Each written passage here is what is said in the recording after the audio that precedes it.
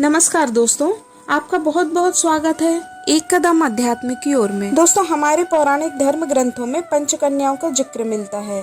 ये 5 स्त्रियां थी जिन्हें पौराणिक काल की दिव्य कन्याओं के रूप में जाना जाता है।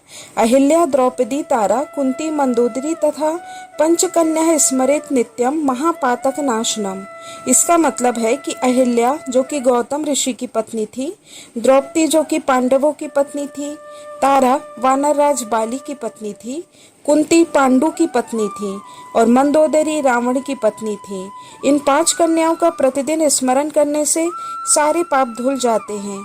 ये 5 स्त्रियां विवाहित होने पर भी कन्याओं के समान ही पवित्र मानी गई हैं। मंदोदरी, अहिल्या और तारा का संबंध रामायण काल से है, वहीं द्रौपदी और कुंती महाभारत से संबंधित हैं। ये 5 स्त्रियां दिव्य थीं।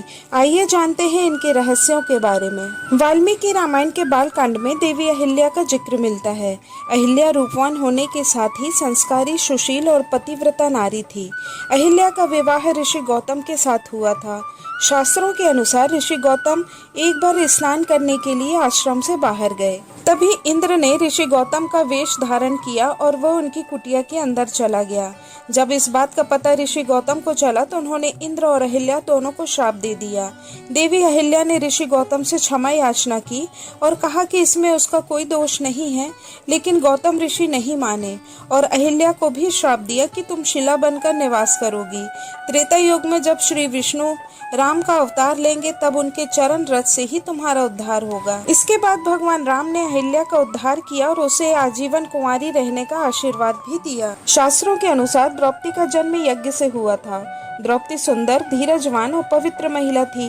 कहने को तो द्रौपदी 5 पांडवों की पत्नी और 5 पुत्रों की माता थी, लेकिन इसके बावजूद द्रौपदी सदा कुंवारी कहलाई।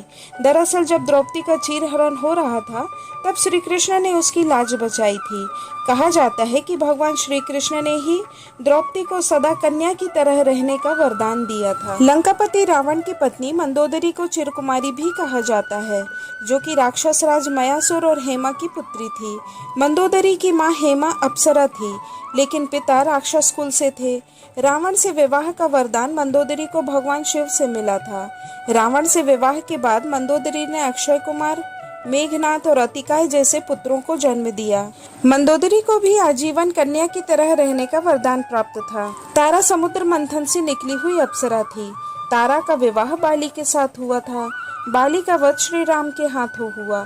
तारा ने श्री राम को कोसते हुए श्राप दिया कि वह भी अपनी पत्नी सीता को पाने के बाद फिर से खो देंगे। इसलिए अयोध्या लौटने के बाद माता सीता को फिर से वन जाना पड़ा और वन में ही उनके पुत्र लव और कुश का जन्म हुआ था।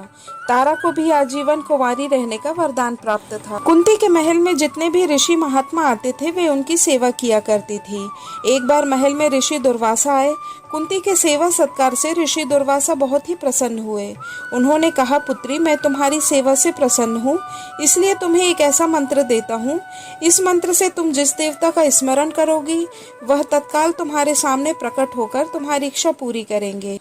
इस मंत्र के प्रभाव से ही कुंती ने युधिष्ठिर, भीम और अर्जुन को पुत्र के रूप में प्राप्त किया था। कुंती को भी आजीवन कुंवारी रहने का वरदान प्राप्त था। दोस्तों, यह कहानी आपको कैसी लगी कृपया कमेंट करके जरूर बताएं। साथ ही चैनल को सब्सक्राइब करें, वीडियो को लाइक करें और देखते रहिए एक कदम आध्यात्म की ओर। धन्यवाद। जय श्री राम।